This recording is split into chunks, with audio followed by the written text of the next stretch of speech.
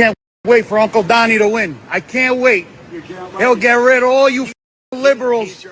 You liberals are gone when he wins. You blowjob liberals are done. Uncle Donnie's going to take this election landslide, cuz. Landslide, you half a blowjob, half landslide. Get out of here, you scumbag. What happened? Take a look what happened. All right, so here are breaking news, guys. A detonator was found next to the body of Thomas Matthew Crooks. New Donald Trump shooting details. Dan Bongino announces a serious breach in the Secret Service, folks. This is exactly what we were doing today on the call. Stonewalling. Attempt. You owe the people answers. You owe President Trump answers. Don't run away, U.S. Secret Service Kimberly Cheatle. Where are you going? It's time to face the music, Kim. There is a serious dispute right now going on with the Secret Service. The Secret Service knows that there were some lapses on the side of locals. There were. Time out. The secrets, it's the Secret Service's fault over it. It's their job to secure the president's life. I get that, period. They do have local partners, however. There were some significant lapses. Here's what I'm hearing. There is an actual text record, so it's not disputable. There's text, phone text, you know what I mean, right? That this threat may have been recognized at about 5:01 p.m., an hour before Donald Trump got on stage. And there are some people telling me that there was a failure in the beginning to properly get that information out. I'm just telling you what I'm hearing, and let me give you the other side. So Dan Bongino claims that there is a text message. There's a text record showing that a threat was recognized at around 5:01 p.m., which was an hour before Donald Trump was scheduled to get on stage. The locals and some of the Butler County officials are disputing that, saying, hey, we told the Secret Service about the threat and they didn't do anything. That is going to come out in the wash once we get these records FOIA'd and out in the public. You're going to see via the text record who was notified when and what was done about it. I'm hearing from Secret Service sources that it was roughly a half an hour, in other words, 5:31, before they got a picture of this potential threat. Folks, again, this is coming from the top. Now, the Secret Service has a political problem right now. The political problem is serious. The Secret Service needs local partners to do protection. Follow me, because this is really important. They cannot do their job without local police departments. NYPD, LAPD, Philly PD, Butler County. It's not possible. The Secret Service has, 5,000-6,000 agents now, or when I was there, it was like 3,000 or so. It is not physically possible to do presidential protection without law enforcement. They are not only partners, they are integral partners. You get what I'm saying? They're in a real political quandary right now, and I don't feel bad for anyone. This isn't like boo-hoo. They screwed up, period. They don't want to throw the locals under the bus after they appeared to throw the locals under the bus. So they're in this bind right now. Now, my advice to them, if you're listening right now, is, ladies and gentlemen, the truth doesn't have an agenda. The truth is the truth. Just tell the truth. I get it. Local partners in the future are probably going to be pissed off, and we're going to have to mitigate a lot of that and do liaison work, but you got to fix this thing. So I'm hearing again that there was some communications failure, but there is, again, media people, you're writing this down, there is a text record documenting this, that there was some failure to notify about the threats.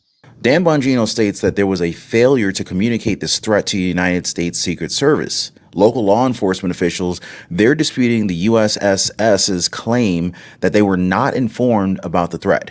Now, there's a lot of back and forth, a lot of finger pointing, but according to the local law enforcement, they did notify the U.S. Secret Service about the threat, but the USSS didn't do anything about it. Now, Dan Bongino also confirmed that there was no drone surveillance on the day of the incident. Dan also is highlighting a major security lapse involving former President Donald Trump during the shooting during this Donald Trump sniper attempt. He claims there is evidence in the form of a text record showing that a threat was identified an hour before Donald Trump was set to speak. However, this information was allegedly not properly communicated to the United States Secret Service. This led Donald Trump to ultimately go on stage even though the sniper ready to shoot at Donald Trump was still out there ready to go. Law enforcement officials, including some officials from Butler County, Pennsylvania, disagree with the United States Secret Service version of events, asserting that they did inform the USSS, who then failed to act on the threat. Additionally, Bongino mentioned that there was no drone surveillance on the day in question. Second, I have it confirmed from a source that there was no or very limited drone surveillance that day. There was no effective aerial surveillance plan, basically whatsoever. Aerial surveillance would have detected this threat on the roof. I've told you over and over again, I'm going to get to this in a second, with a Secret Service memo that was sent to me that's going to prove to you that there couldn't have been an air security personnel there, because they changed the plan after we highlighted it. There was no drone. So we can now confirm that, which is an absolutely abominable security plan. Now, Crooks, as we know, is being reported as the shooter who tried to assassinate former President Donald Trump. It's also been revealed that he was seen walking around the area more than an hour before the incident. But I want to tell you guys about something that Victoria Nuland said days before the tragic attack. In an interview, Nuland was asked about Donald Trump's view of Ukraine and if things will change with Donald Trump in the White House. She answered by saying that she believed the American people shouldn't vote for the former president. She reasoned out that Donald Trump was a felon, a liar, and that he didn't support basic U.S. democratic freedoms and principles. Nuland then said if Putin is expecting Donald Trump to become president, it's not going to happen, citing that he's bound to get an unhappy surprise. Now, obviously, we have to ask, what unhappy surprise was Nuland talking about? Because it's a little bit coincidental that she said this just before the Donald Trump shooting happened. And to remind you guys, Nuland is the same person who predicted that Nord Stream 2 pipeline won't move forward if Russia invaded Ukraine. And we all know what happened with that Nord Stream pipeline, right? One that mysteriously got detonated. Which brings us back to this Donald Trump shooting incident where detonators were also found within the area where the shooter was. Well, as federal agencies and congressional committees demand answers, we're learning the shooter's parents called law enforcement on the day of the rally to say they couldn't find their son. We know they're cooperating with law enforcement, and this comes as a new photograph obtained by local station WPXI shows a detonator device found next to Thomas Matthew Crooks' body after the attempted assassination. Crooks had explosives inside his car, found parked near the rally, and bomb-making materials inside his home. The alarming photo raises questions about whether Crooks had other plans as he opened fire. Less than 200 yards away from the rally stage, while positioned on a rooftop, which the Secret Service says was within the perimeter delegated to local law enforcement. A federal source told me there was a local law enforcement presence inside the building the shooter was on top of, echoing what the Secret Service director stated during an ABC News interview. But now there are conflicting reports from local media who cite sources that say local officers were only positioned inside a nearby building. We know from federal sources Crooks was spotted acting suspicious before the rally, and several photos, including this one, were captured and exchanged among officers during about a 30-minute window before the gunfire. Trump's family now reacting to what's being called a major security failure. It just a major breach. And again, I don't want to be the guy doing conspiratorial. I'm sure plenty of people will. And I think, honestly, all of those questions are fair game because it is so ridiculous. It is so flagrant. The New York Times is now reporting that the gunman received several packages labeled hazardous material in the last several months. Emily.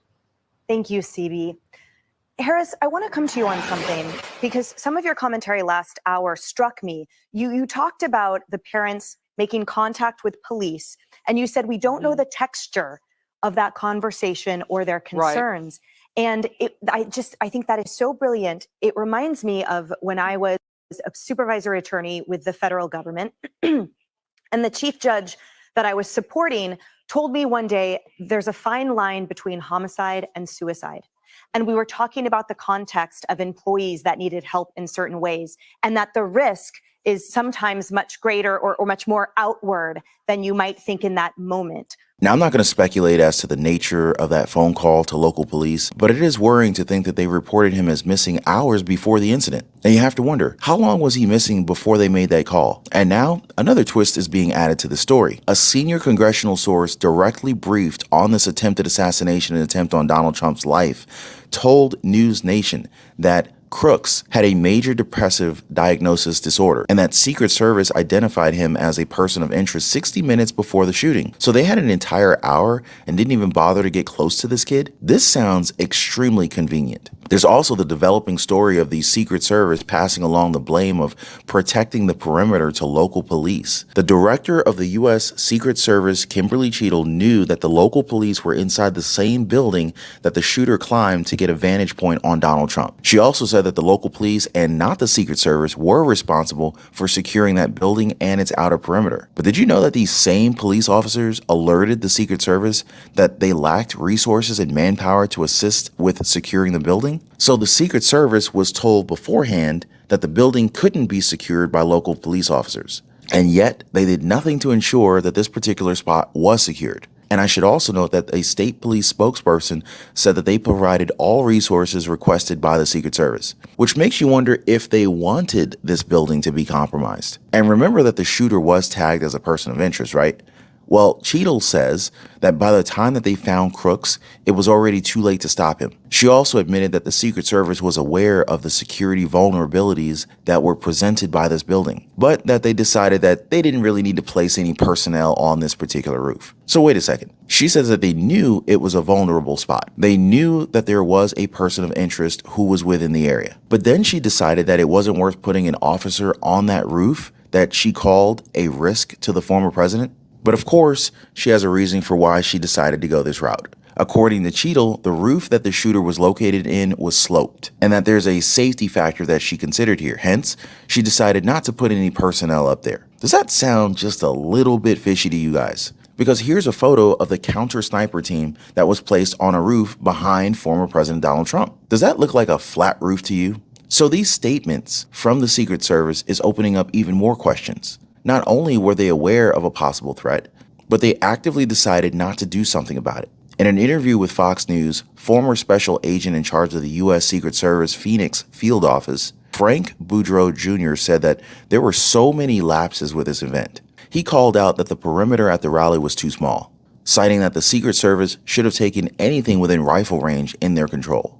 As we've been told multiple times, they gave accountability of this specific building to local law enforcement. He added that the world has changed and that the Secret Service has to adapt to this new world, suggesting that aerial security like drones would help them in these types of scenarios. But the final point is that this was more than just incompetence. There is something far deeper within this story that we are sure to find out as investigations continue.